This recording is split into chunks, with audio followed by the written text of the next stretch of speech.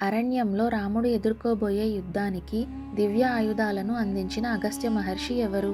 ఆయన ఇచ్చిన ఆయుధాల వెనుక ఉన్న గొప్పతనం ఏమిటి?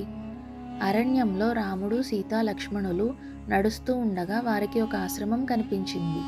ఆ ఆశ్రమంలో ఉన్న తపస్వి మరెవరో కాదు, అగస్త్య మహర్షి. ఆయన గురించి వినగానే సీతాలక్ష్మణులు ఆశ్చర్యపోయారు. అగస్త్యుడు అనగానే ధైర్యం, జ్ఞానం మరియు దేవతల ఆశీర్వాదం గుర్తుకు వస్తాయి. అగస్త్యుడు రాముడి ప్రయాణాన్ని ముందే తెలుసుకుని రావణుడు వంటి రాక్షసులను ఎదుర్కొనడానికి రాముడికి దివ్యమైన ఆయుధాలను ఇవ్వాలని నిర్ణయించాడు. కానీ ఆ ఆయుధాలు ఏమిటి? అవి రాముడికి ఎలా సహాయపడతాయి? ఈ ప్రశ్నలు సీతాలక్ష్మణులను కూడా ఉత్సుకతకు గురిచేశాయి.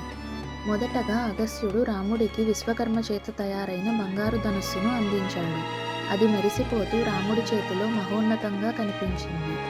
తరువాత ఎప్పుడూ ఖాళీ కాకుండా బాణాలతో నిండే 2 కొరడాలను ఇచ్చాడు.